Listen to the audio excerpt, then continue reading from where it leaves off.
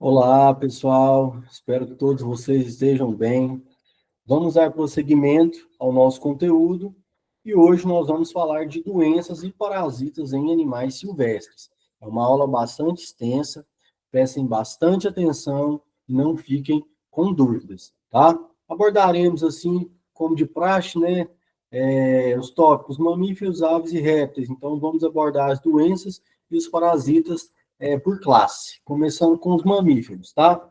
Pessoal, gostaria de fazer uma ressalva. Nessa aula, nós iremos abordar a clínica de pets não convencionais. Então, nós vamos falar mais aqui hoje de animais que são comumente criados como pets, tá? Animais de companhia. Então, nós não abordaremos instituições com objetivo de conservação, né?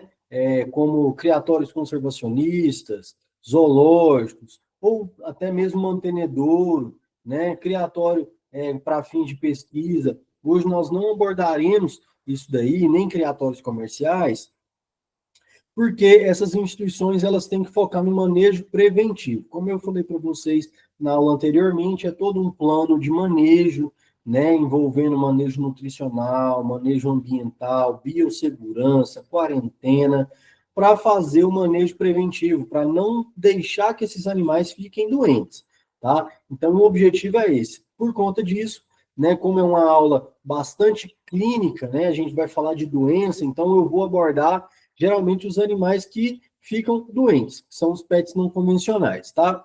E aí, eu separei por grupos aqui também. Nós temos as doenças infecciosas, parasitárias e doenças não infecciosas, tá? Também vou abordar o diagnóstico, o tratamento e a prevenção dessas doenças.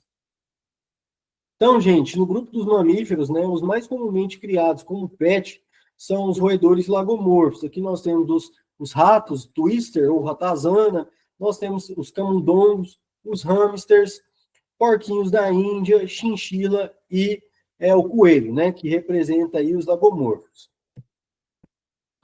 Então, pessoal, nós precisamos, antes de mais nada, conhecer a biologia de cada espécie, conhecer a nutrição de cada espécie, as particularidades sociais, particularidades comportamentais, para então a gente montar um raciocínio clínico, tá? E chegar a um diagnóstico.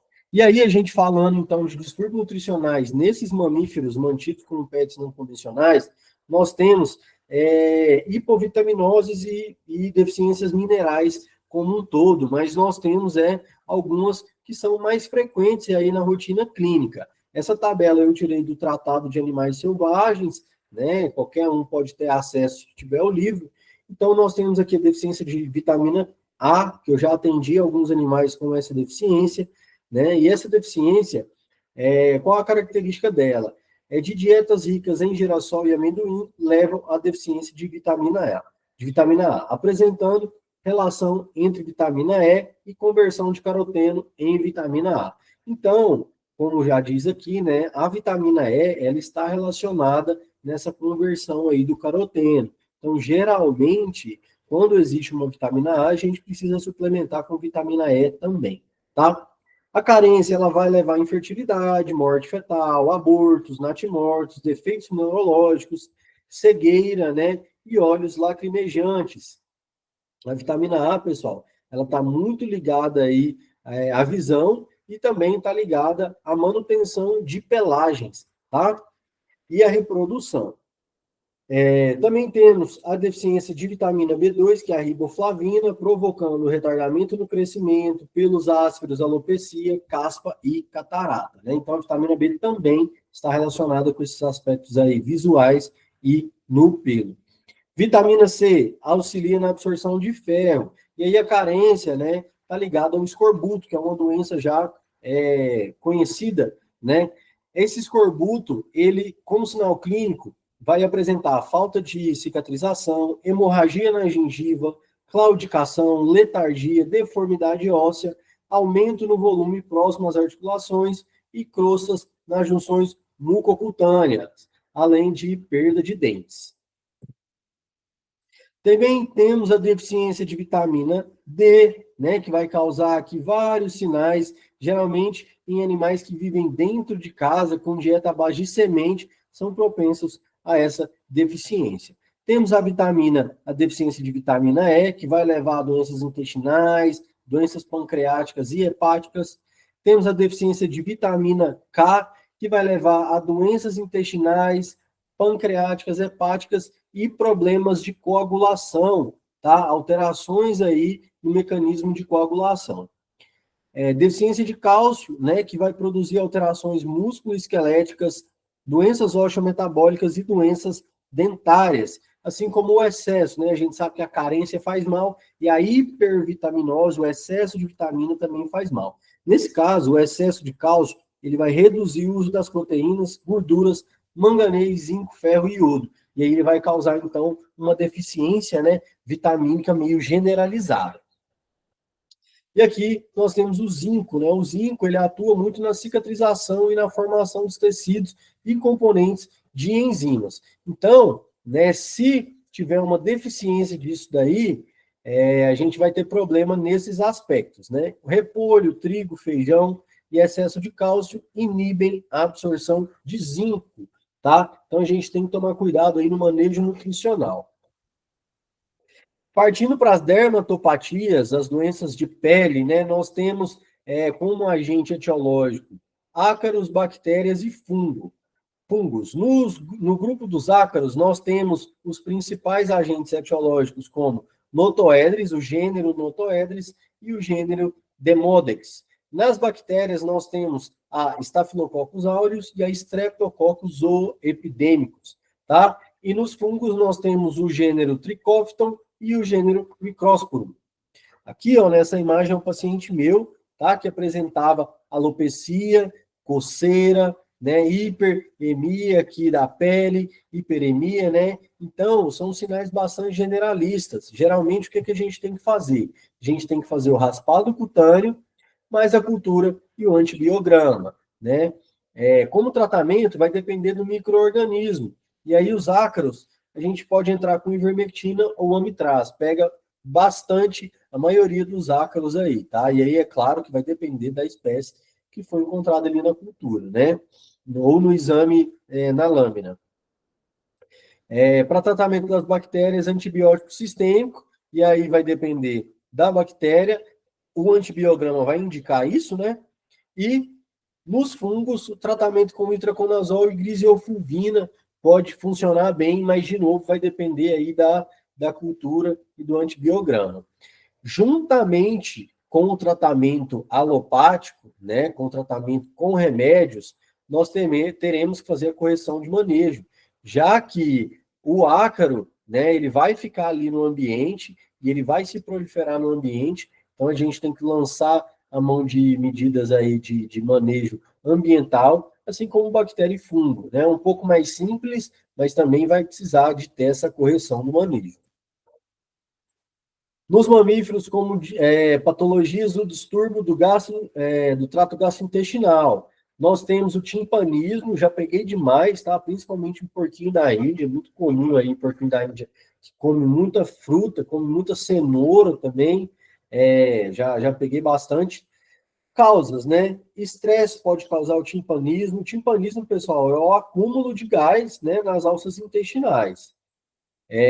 Desbiose, mudança na dieta, ingestão de frutas, como eu falei para vocês, estase gástrica, né? Então, esse trato gastrointestinal ali, os movimentos peristálticos deficientes, né?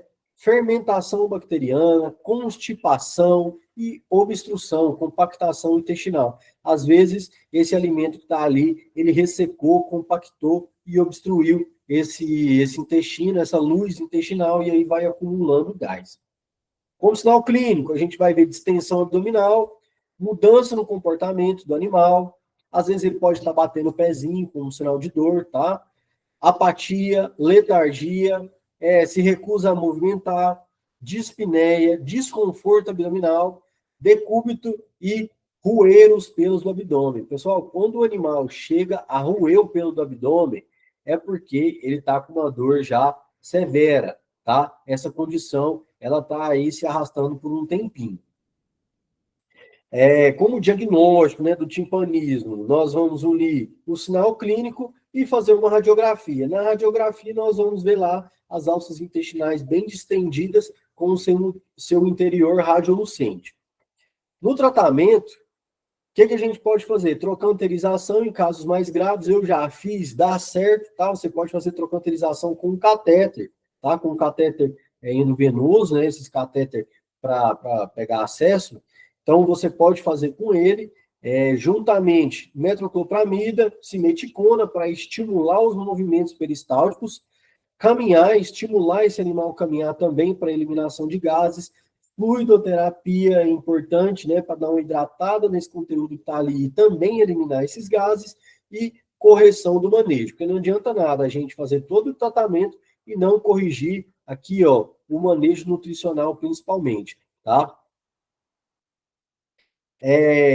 Ligado ao trato gastrointestinal ainda, nós temos os endoparasitas, né? E aqui eu trouxe um grupo muito comum que a gente encontra nesses mamíferos, nesses pequenos roedores lagomorfos. Então, nós temos Giardia muris, Eimeria cave, Phytosporidium, Balantium coli, Entameba muris, Trichomona muris, Imenolepis nana, que também ocorre em aves, tá? E Cifácia. Esses são endoparasitas bem comuns.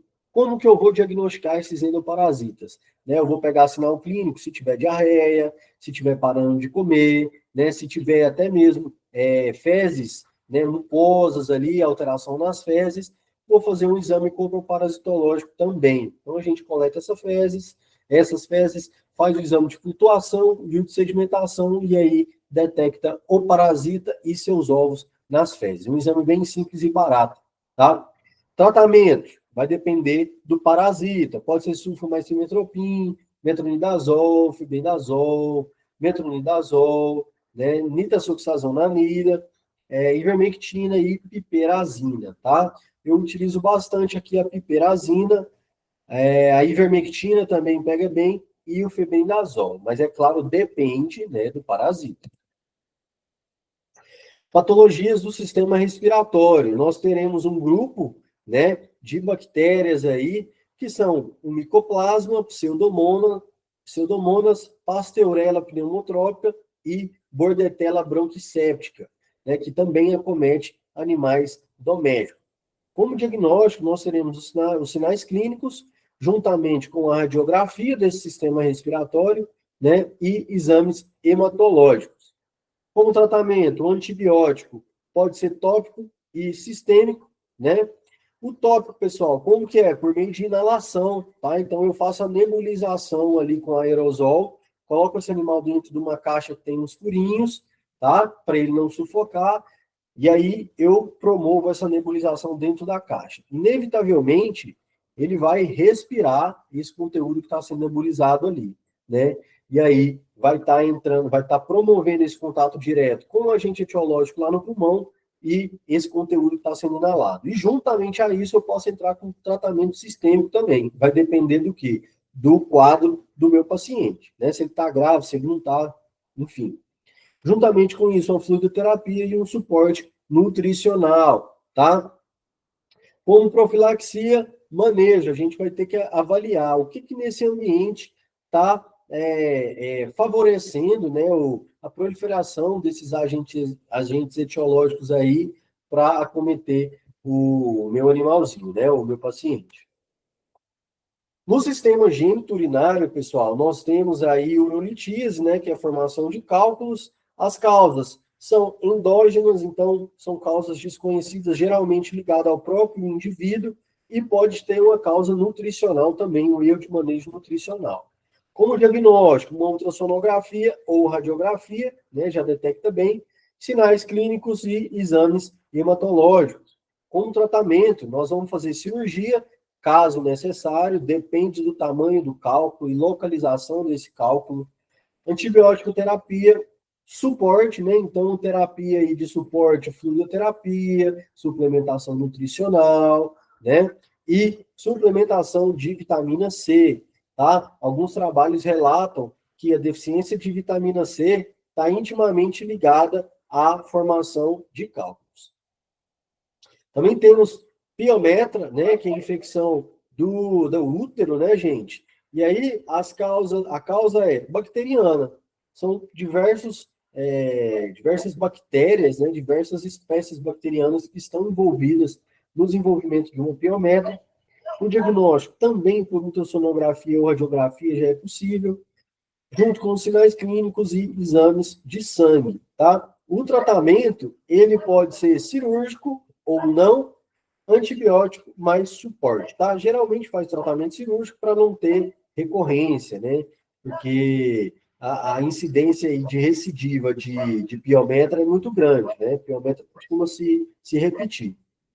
E nós temos também o canibalismo, que não é aqui uma patologia do gênero urinário, mas eu trouxe porque o canibalismo, gente, ele é muito comum, principalmente em hamsters, tá?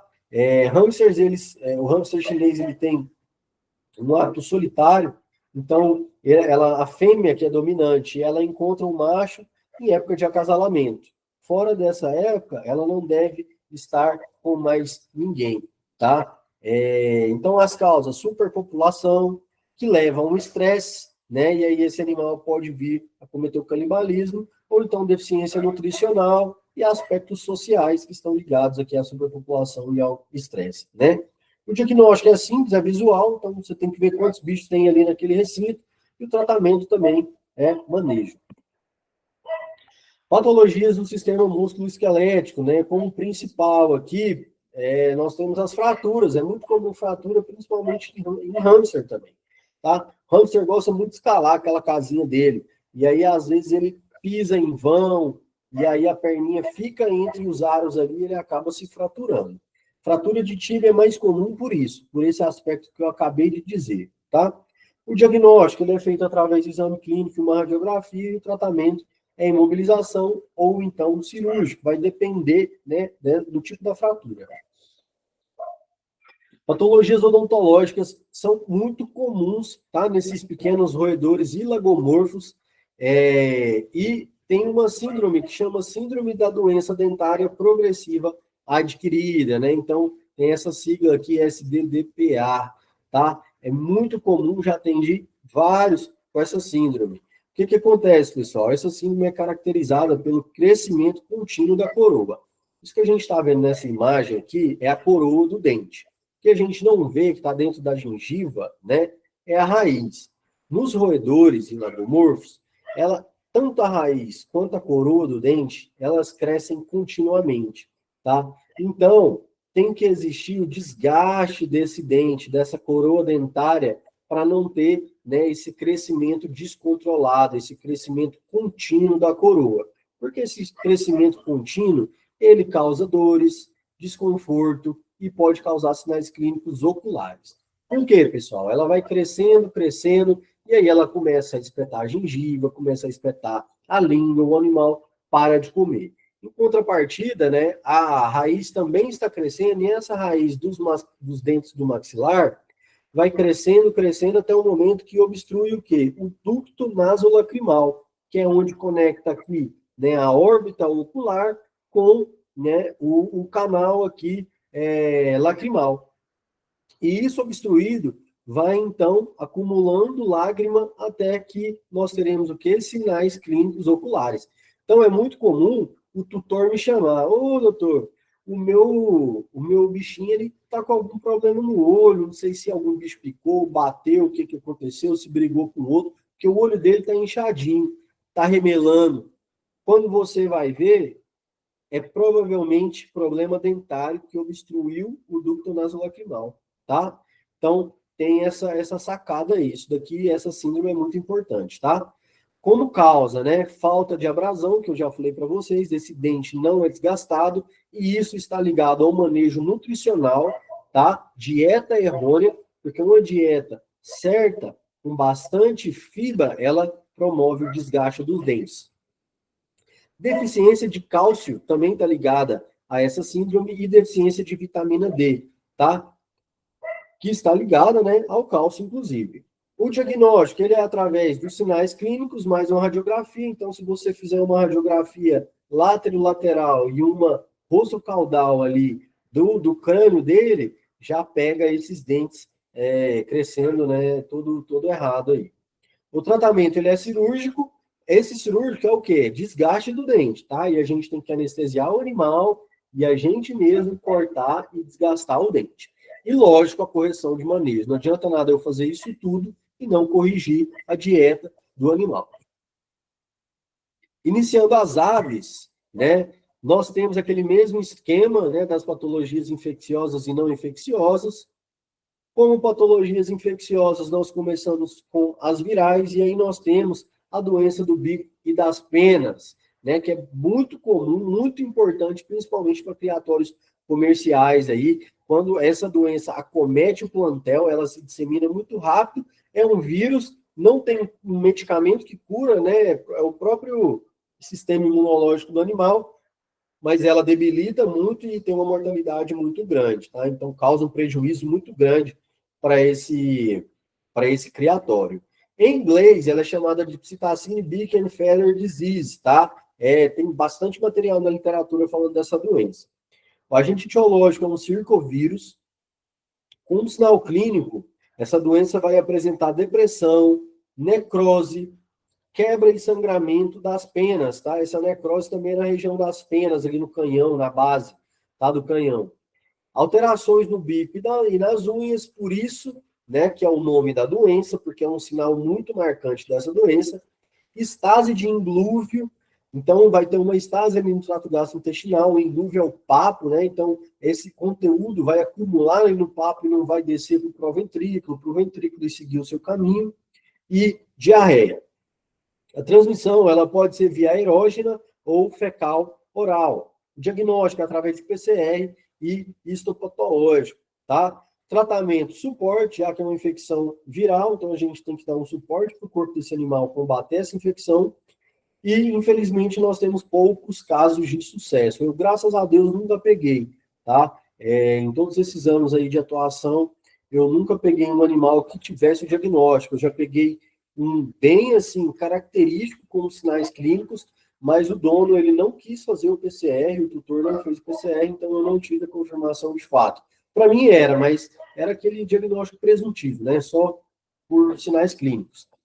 E a profilaxia é através de quarentena, então todo animal que chegar na sua casa, no seu criatório, você deixar ele no mínimo 15 dias, né, 14, 15 dias de isolamento e observação, realização de exames periódicos e limpeza do recinto. Nós também temos a síndrome da dilatação do proventrículo, também é viral, né, um agente etiológico, um bornavírus. Como sinal clínico, a gente vai ter depressão, perda de peso, regurgitação, sementes não digeridas nas fezes, isso daqui é um sinal clínico bem marcante, ataxia, tremores, convulsões, déficit motor e proprioceptivo, né? Então o animal vai perder, vai ficar meio incoordenado, ele vai perder aquela noção de propriocepção, né, do corpo em relação ao espaço, ele vai ter aqui movimentos incoordenados com os seus membros, tá? Transmissão via fecal oral e vertical, então pode passar aí através da mãe para o filho, né, durante a incubação, aí na hora que ela for, se ela tiver a doença, ela gerar os ovos, isso vai passar verticalmente, né, pro filhote. Diagnóstico, radiografia, biópsia e PCR. Pode ser lançado também mão a mão de imunohistoquímica e sorologia, tá? Então, apesar de ser, né, viral, ela tem alguns meios aqui de diagnóstico, mas eu já vou falar, isso daqui é um pouco diferente.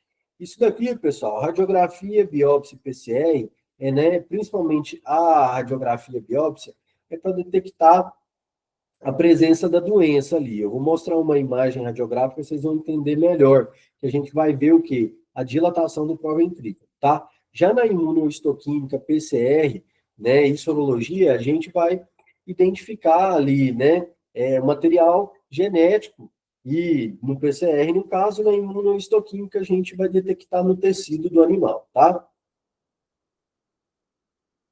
Como tratamento?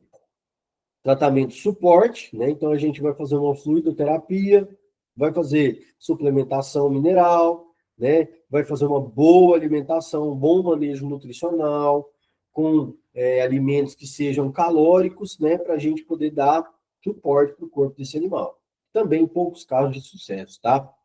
Com profilaxia, mesma coisa, quarentena, exames periódicos e limpeza do recinto. Então, um pouquinho de anatomia de aves aqui, né? Nós temos o trato gastrointestinal em verdinho aqui, aonde o início é o papo aqui, né? E aqui, circulado em vermelho, nós temos o proventrículo, que o pessoal chama de estômago, né? Assim, chama popularmente de estômago, mas é porque ele é fisiologicamente assim parecido com o estômago, tá? Mas o nome certo é proventrículo, né? Tá aqui, estômago proventrículo. Então é essa região aqui antes do ventrículo de fato, tá? Antes da moela. Então, nós temos primeiro aqui, né, o inglúvio, que é o papo, depois nós temos o proventrículo e depois a moela. A comida vai seguindo esse caminho. Depois a moela ela cai no intestino aqui. Então, antes da moela, no proventrículo, que está o nosso ponto-alvo. Na radiografia, a gente vai ver isso daqui, vai ver o conteúdo todo acumulado ali no proventrículo. Então, tem uma região mais radiopaca, aonde a gente observa um acúmulo de alimento, aqui na projeção ventrodorsal, aqui na projeção látero-lateral, tá? Dá para a gente ver aqui, essa região aqui, essa regiãozinha aqui. Tá, então, infecções bacterianas, nós temos clamidiose, que é, assim, muito comum também, é uma zoonose, acomete humanos, tá? Então, muita atenção na hora de você tratar um animal com clamidiose. A clamidiose tem como agente etiológico a Chlamydophila psittaci, uma bactéria, né? Sinais clínicos, prostração, anorexia, desidratação, secreção ocular, nasal ou conjuntival, conjuntivite, blefarite. Blefarite é a inflamação das pálpebras, tá? Dispneia, poliúria, biliverdinúria e diarreia. Então, nós teremos aí bastante alterações no nosso paciente. Como transmissão, nós temos o contato direto, e aí é o que eu falei para vocês, né? Zoonose. Então, sempre que você for tratar uma suspeita de clamidiose, gente, use todos os aparatos possíveis para você não ocorrer, né, a transmissão para você. Como diagnóstico, cultura e PCR. Tratamento, utilizando as tetraciclinas, de preferência doxiciclina, via oral ou via intramuscular, durante 45 dias, tá? Profilaxia, isolamento das aves acometidas, exames periódicos e limpeza do recinto. Temos a micoplasmose. Micoplasmose é causada por uma bactéria do gênero Mycoplasma. E aí, quando a gente está falando de aves, né, que micoplasma acomete aí vários hospedeiros, várias espécies, então a gente está falando de aves, a principal é a Galiséptico, tá? Sinais clínicos: espirros, exudato nasal, sinusite, aerossaculite, conjuntivite, queda na produção de ovos e na eclodibilidade, sinovite e artrite, tá? Então, pessoal, essa afecção, ela acomete tanto vias respiratórias, né, quanto reprodutivas e também articulações, né, sinovite e artrite, tá? É uma doença que debilita muito a ave. Com transmissão, né, ela pode ser por via aerógena ou contato direto.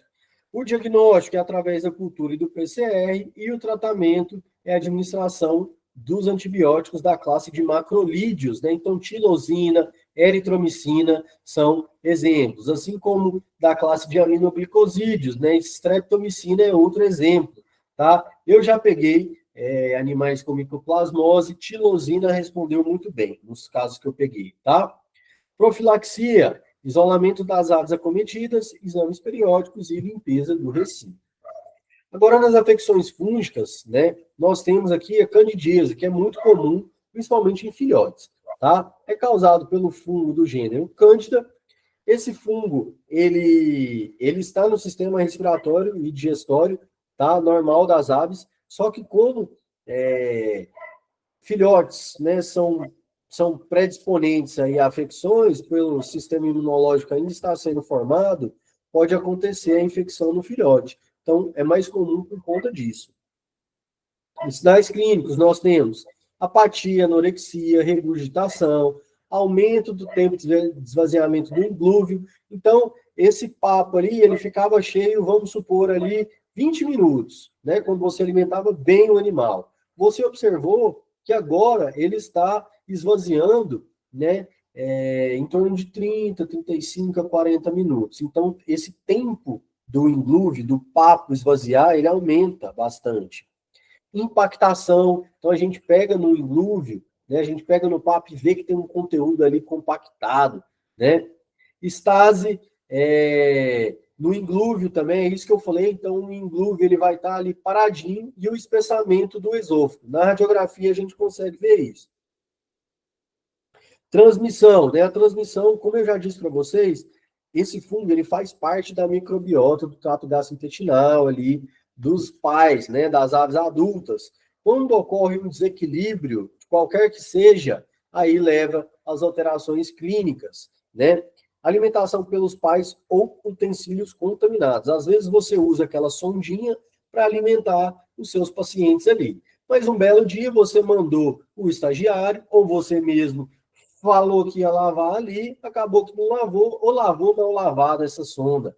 Ficou um conteúdozinho. E aí, esse conteúdo fez, então, né, uma infecção ali nos seus pacientes no próximo que você foi alimentar com essa sonda. Acontece, tá? Diagnóstico. O diagnóstico ele é feito com os sinais clínicos mais uma coloração GRAM, né? Então tem que ser feita uma cultura e uma coloração aí de uma lâmina dessa cultura. O tratamento, administração de antifúngicos, e aí pode ser nistatina, itraconazol, respondem muito bem, mas terapia de suporte. Profilaxia, higienização do ambiente e dos utensílios alimentares e uma dieta adequada. Megabacteriose ou macrorrabiose, né, que é muito comum também, tá? Temos como agente etiológico o fungo Macrorhabdus ornithogaster, tá? Por que que é chamado de megabacteriose, professor? Porque esse fungo, quando a gente analisa ele na lâmina, ele é bem grande, tá? E aí, ele é tão grande que o pessoal chamou ele de uma pseudobactéria, né? Apelidaram aí de uma bactéria, e aí acabou pegando o apelido de megabacteriose. Mas, na verdade, é causada por um fungo, tá? Como sinal clínico, a gente vai observar letargia, anorexia, má digestão, sementes nas fezes, regurgitação e caquexia, né? Então, sinais ligados aí ao trato gastrointestinal. A transmissão é fecal oral, o diagnóstico através dos sinais clínicos, coloração de grã, mas o isolamento desse fungo para a cultura ele é bem difícil, tá? Então, geralmente, aí o tratamento ele já é iniciado muito antes de alguma cultura, né? O tratamento ele é feito com a administração de antifúngicos, anfotericina B e fluconazol, mais suporte, e a profilaxia e higienização do ambiente. Como infecção parasitária de aves, nós temos os endoparasitas, né, os protozoários do gênero Eimeria, Isóspora e Giardia, que são extremamente comuns, tá? Sinais clínicos, letargia, anorexia e diarreia, podendo ou não ser hemorrágica. Como transmissão, nós temos água e alimentos contaminados. Então, geralmente, né, a transmissão vai ocorrer pelo protozoário presente na água ou nos alimentos contaminados. O diagnóstico, através de exames coproparasitológicos, e aí a gente faz o exame direto, então a lâmina direto nas fezes e olha no microscópio, flutuação e sedimentação, né, aqueles exames que eu já citei anteriormente. Tratamento é com anticoccidianos, né, antiparasitários, com amprólio e diclazuril, vai muito bem, e também o metronidazol. Como profilaxia, nós teremos higiene do ambiente, a procedência da água e higiene dos alimentos. Então, ter sempre uma água de boa procedência e uma boa higienização do alimento natural dos animais. Como endoparasitas, né, nós teremos aí os nematóides, ascarídea e capilária. Como sinal clínico, pode ser assintomático, não apresentar nenhum sinal clínico, né, que a grande maioria é assim, mas pode apresentar inapetência, perda de peso, diarreia, disfagia, obstrução do trato gastrointestinal e intossuscepção, né? Transmissão, ela pode ser direta, então de contato direto, ou indireta, através de hospedeiros intermediários. E aí os hospedeiros intermediários podem ser insetos, de maneira geral, e minhocas, tá? Então é importante o quê? Se atentar ao acesso ao chão das aves, né? Então, a ave ali no recinto, a gente tem que fazer uma boa higienização desse chão, ou então não deixar essa ave ter acesso ao chão. Como tratamento, né, nós teremos administração de antihelmínticos, albendazol, fibendazol, piperazina, etc. E, como prevenção, controle ambiental, né, higiene e eliminação de hospedeiros intermediários. Como ectoparasitas, nós temos a sarna cnemtocóptica, causada pelo Cnemidocoptes, que é um ácaro, tá? Esse ácaro, gente, vai causar sinais clínicos de lesões crostosas e proliferativas, principalmente na região de bico, cera e unha, tá? E a literatura relata que esse carinha aqui, que é o periquito australiano, Melopsitacus undulatus, que é esses carinhas aqui da foto, tem uma predisposição a isso daí. E realmente, tá? 90% dos casos que eu atendi de sarna cnemidocóptica eram em periquitos australianos, tá? Eu até mostrei uma foto para vocês lá na aula passada de contenção, aonde eu tô com uma luva segurando um periquitinho que tá cheio de crosta. É essa doença aqui, tá? A transmissão ocorre pelo contato direto, então uma ave em contato com a outra, ou onde tem esse ácaro no ambiente. O diagnóstico ele pode ser só, né, através dos sinais clínicos pelo aspecto das lesões, mas é sempre bom fazer um raspado cutâneo, tá, gente? Então a gente pega essas crostas, coloca ela numa lâmina, e aí a gente vai ter a visualização direta do ácaro. E é esse o ácaro aqui. Então, quando você pegar essa crosta e colocá-la na lâmina, você vai estar vendo isso daqui, tá? Tratamento com ivermectina tópica e ou sistêmica, tá? Você pode fazer dos dois jeitos. Eu prefiro fazer sistêmico e óleo mineral nas lesões, tá? Esse óleo mineral, ele é interessante porque esse ácaro vai ficar mais difícil dele respirar ali, então, de certa forma, vai ser um combate dessa substância oleosa.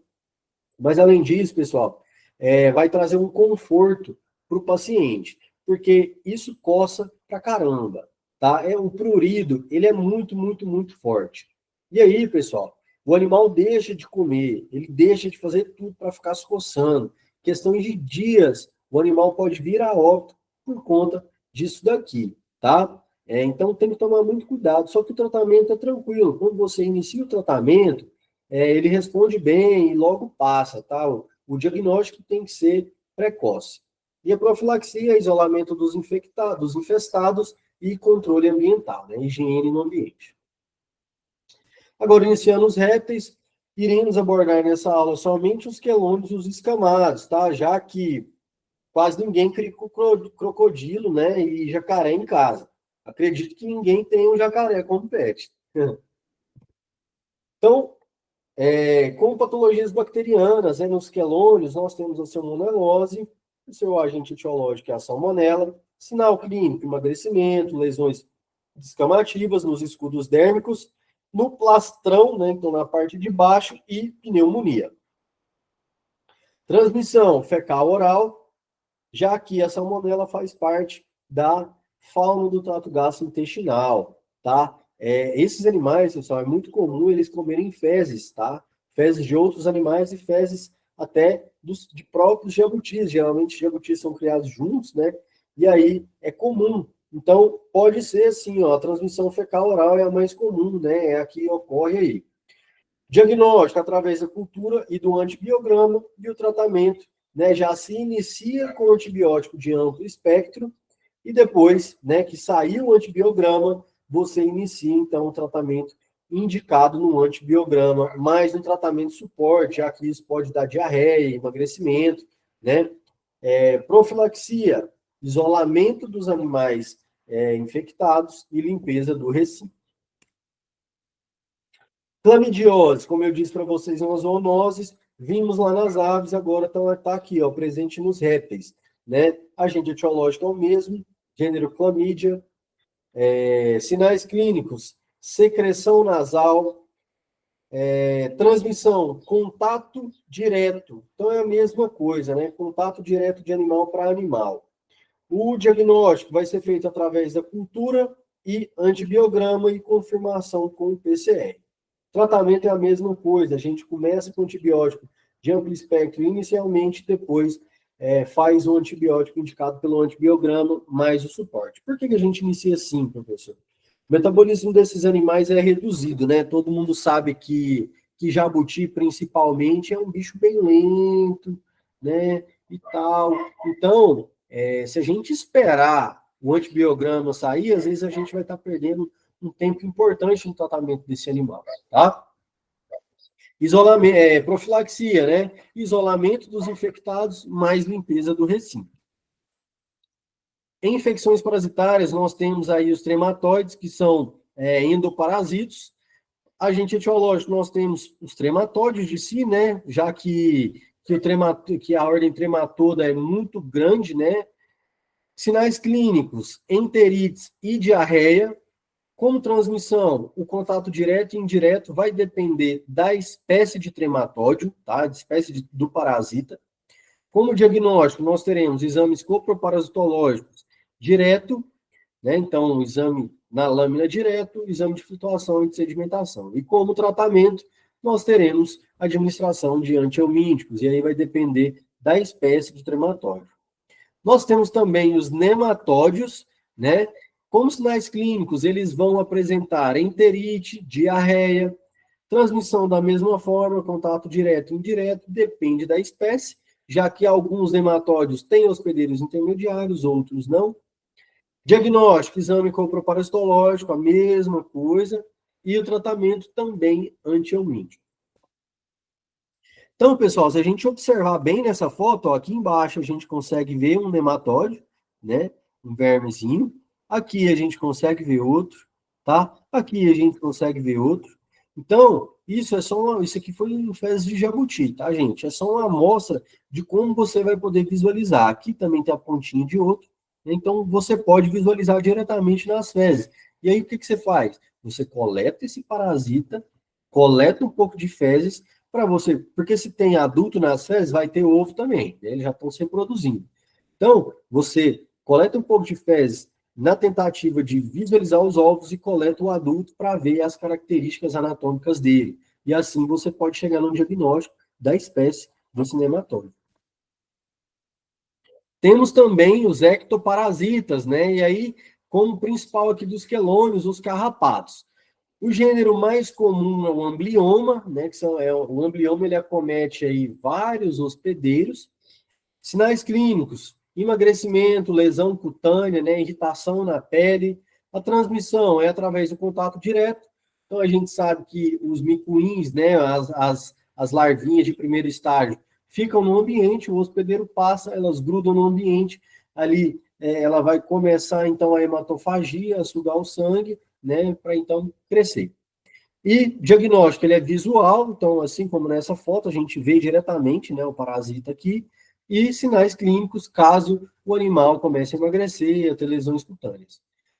O tratamento é a retirada manual desses parasitas, mais a administração de ivermectina, a depender da infestação, se for severa ou não.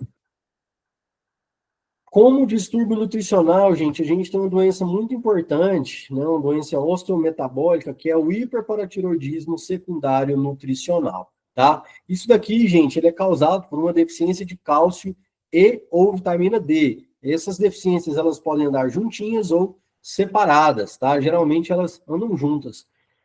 Pode ser causado, então, por isso, por dietas elevadas em fósforo, tá? Que aí causa toda aquela desregulação, aquele desbalanço na relação de cálcio e fósforo no organismo, né? Se tiver muito fósforo, o organismo começa a sequestrar cálcio dos ossos ali para poder compensar as outras atividades fisiológicas e acaba levando, então, uma desmineralização óssea, problemas articulares, predisposição à fratura, enfim. Levando, então, a uma osteodistrofia fibrosa, né? Essa osteodistrofia é isso que eu falei para vocês, que vai causar uma deformação no casco, no plastrão, né? Fragilidade nos membros, deformidade nos membros, tá bom? E esse animal, ele vai ficar com anatomia, uma característica totalmente diferente do que deveria ser. Vai formar, então, aqueles cascos piramidais, tá? O tratamento é o manejo nutricional com suplementação de cálcio e requerimentos nutricionais, juntamente com uma boa hidratação, exposição à luz ultravioleta para promover a absorção de vitamina D e consequentemente, né, a absorção de cálcio no trato gastrointestinal, tá bom? Aí, ó, o piramidismo, né, que está relacionado. Geralmente, o animal que tem hiperparatiroidismo, ele também vai apresentar o piramidismo, que é a formação do casco piramidal. Então, o casco normal ele tem que ser assim, lisinho, bonitinho. E olha aqui, ó, o casco piramidal ele forma, né, essas placas, vai crescendo assim em forma de pirâmide. É causado pelo consumo excessivo de proteína, gordura, cálcio e fósforo, tá? Decorrente do manejo ambiental errôneo, uma baixa umidade ou uma umidade excessiva, tá? Então, esses animais, pessoal, a gente sabe que são animais que gostam muito de ambientes úmidos, tá? Tem jabuti, né? Eu já encontrei jabuti em manejo que eu fui fazer, que eles estavam todos submersos na água, ele ficava só com essa parte assim do olho e a narina para fora, tá? Já que eles se hidratam pela cloaca, né? Eles têm hidratação via cloacal ali. A umidade é muito importante para esses animais e para filhote é de 50%, umidade bem alta, né? Como tratamento, nós temos o manejo nutricional e ambiental. Outro distúrbio nutricional em quelônios agora é bastante comum em quelônios aquáticos, que é a hipovitaminose A, deficiência de vitamina A, né? Muito comum em tartarugas aquáticas, como eu já disse para vocês. Como sinal clínico, a gente vai ter o abscesso aural, que é isso daqui, ó. Então, no ouvido vai formar um abscesso. Blefaroedema, então a gente vai ter um edema ali na... Nossa, gente, como que eu esqueci o nome aqui nas pálpebras. Pô, quase fugiu aqui, ó. Edema nas pálpebras, tá? Descamação de carapaça. Então, essa carapaça, gente, ela literalmente vai sair, assim, umas placas transparentes, meio esbranquiçadas, sabe?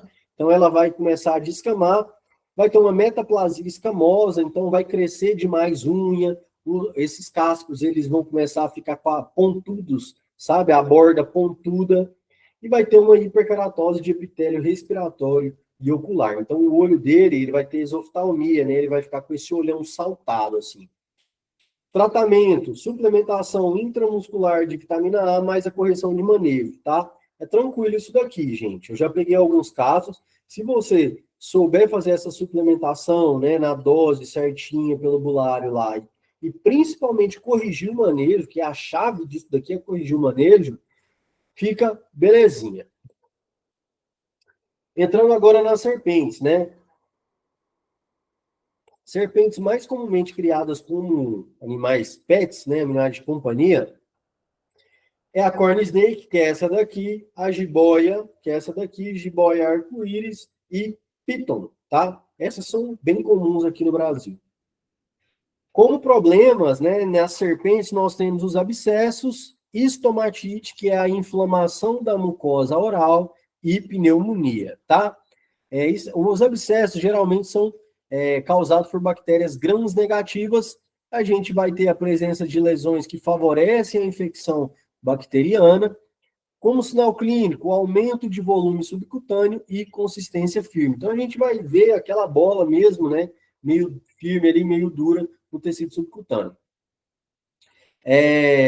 O diagnóstico é através dos sinais clínicos, né? E um SUAB para, então, fazer a cultura e antibiograma. E como tratamento, a remoção cirúrgica desse abscesso mais antibiótico terapia. Estomatite, que é a inflamação da cavidade oral, né? Também comumente causado por bactérias gram-negativas, decorrente de manejo inadequado, baixas temperaturas e doença sistêmica primária de alguma outra bactéria, né?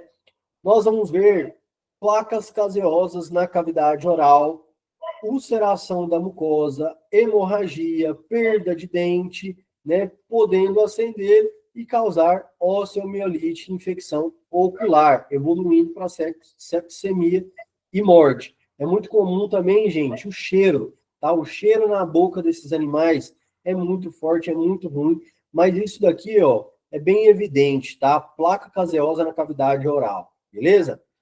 E aí, gente, o diagnóstico vai ser através de sinal clínico, mais cultura e antibiograma.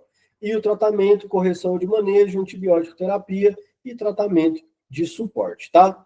Pneumonia, geralmente causada por bactérias gram-negativas também, tá?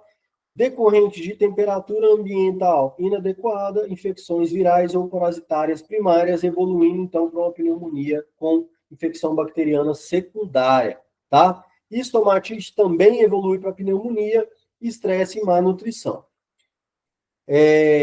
Nós observaremos dificuldade respiratória, anorexia, apatia, secreções orais e nasais, prostração, presença de estertores e estágios avançados, né? Então, a gente vai ver aí sons, né, estertores, a gente vai ver dificuldade respiratória, podemos ver também placas, né, caseosas na cavidade oral, apatia e secreções. Diagnóstico, sinal clínico, radiografia, lavado pulmonar para isolamento, né, e de cultura e antibiograma, tá bom? Então, aqui entra a radiografia, mas esse lavado pulmonar, tá? E aí no livro, pessoal, e também na literatura técnica aí, existem algumas formas de escrevendo como fazer esse lavado. Não vou aprofundar aqui porque vai tomar muito tempo. Como tratamento, correção de manejo, antibiótico terapia e um tratamento de suporte, tá? Outro problema muito comum nas serpentes é a desequidise, né? Então, nós já sabemos o que é equidise, que no caso é isso daqui, né? É a troca de pele, a muda que essa serpente faz. E aí, desequidise são problemas na equidise, né? Também chamada popularmente desequidise de retenção de muda. A gente tem que ter uma atenção especial às regiões de espetáculo e ponta da cauda, tá? Espetáculo, gente, não sei se dá para ver bem nessa foto aqui, vocês estão vendo esse círculo aqui? Esse círculo é decorrente do olho, tá? As serpentes, pessoal, elas têm um espaço entre o globo ocular e a camada de pele que reveste o corpo. Esse espaço ele é chamado de espetáculo, tá? No espetáculo e na ponta da cauda são locais com predisposição a essa pele permanecer. Às vezes a pele rasga e fica um pedacinho ali, tá? E esse pedacinho ele pode causar problemas, porque a serpente vai crescendo, a pele vai ficar ali, vai comprimir, levando uma necrose, né, a longo prazo, ou se não, acúmulo de fluidos e tudo mais, tá? E aí as causas, né, do problema de desequidise: desidratação, baixa umidade ambiental, uma falta de substrato abrasivo, porque o substrato abrasivo, né, ela vai passando e essa pele vai ficando para trás, vai arrancando essa pele. Ectoparasitas, principalmente ligado a ácaros, nós temos alguns ácaros que dificultam essa troca de pele e feridas também dificultam essa troca de pele. Como tratamento? Hidratação e o manejo ambiental, aumentando a umidade e colocando aí superfícies abrasivas nesse recinto. Nos lagartos, né, os mais comuns aqui de serem criados são o gecko, a pogona, a iguana e o teiu. Então, esse é o gecko, aqui é uma iguana, a pogona e o teiu. Infecções bacterianas, nós temos esse grupo de bactérias, pseudomonas, aeromonas, salmonella, clostridium e streptococcus. Sinais clínicos podem ser observados: estomatite, gastrite, enterite, necrose tecidual e cásios, tá?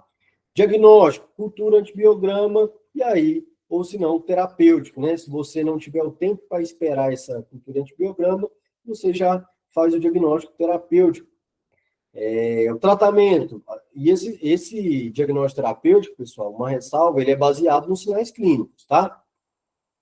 Tratamento, administração de antibiótico. Iniciar com um amplo espectro e continuar com o antibiótico indicado no antibiograma. É aquele mesmo esquema que eu falei anteriormente. Fungos, né? Quando a gente vai falar de fungo de lagarto, a gente fala de Trichophyton, Aspergillus, Geotrichium e Tricosporo. Eles estão relacionados com erro de manejo, ligados a temperaturas erradas do ambiente, umidade errada, ventilação e substrato. Como sinal clínico, geralmente eles serão superficiais, apresentando ali uma dermatite, alguns ferimentos, tá? O diagnóstico é através da coloração GRAM e cultura e antibiograma. E o tratamento é através da correção de manejo, mais administração de antifúngicos, né, como cetoconazol e intraconazol. Como patologias parasitárias, pessoal, nós temos os principais ectoparasitas, que são o Ophionissus e o Amblioma. O Ophionissus, né, um ácaro, e o Amblioma é um carrapato, tá? Como sinal clínico, nós temos anemia, lesões cutâneas, irritação, e aí esse animal vai ficar inquieto, você vai ver que ele está irritado com alguma coisa, que ele está inquieto, e prurido, né? Como ele não pode se coçar igual a gente, ele vai ficar se esfregando nos objetos. Como diagnóstico, nós teremos diagnóstico visual, né? Então você pode ver diretamente ali o carrapato, ou então microscopia, né, para ver os ácaros. Como tratamento, mas o ácaro ele também pode ser visto a olho nu, tá, gente? A microscopia, é claro, vai ser mais fácil de você ver. Como tratamento, nós teremos banho de imersão em triclorfon na concentração de 0,2% a cada 15 dias, ou então uma aspersão única de fipronil no ambiente, tá? No animal e também no ambiente. E aí tem a concentração certa do fipronil. Endoparasitas de lagartos, nós teremos o gênero Opatosum, Rábias, Nematotênia e Acanthotênia. Gente, geralmente não apresentam sinais clínicos, tá? Quando esses animais estão com endoparasitas, eles são encontrados aqui, ó, nos exames coproparasitológicos. Mas se apresentarem, vão ser sinais clínicos generalistas, né? Então vai estar diarreico, apático, anêmico e vomitando. E isso a gente já sabe que pode significar uma infinidade de coisas. Como tratamento, gente, administração de antihelmínticos, metronidazol e anticoccídios. Pessoal, nossa aula ficou por aqui. É uma aula bastante extensa, né, com vários assuntos. Então, se ficou com dúvida, não deixa passar. Me chama lá no Fale com o seu mentor, me chama lá na plataforma para a gente poder estar sanando todas as dúvidas, tá? Eu fico à disposição e até mais.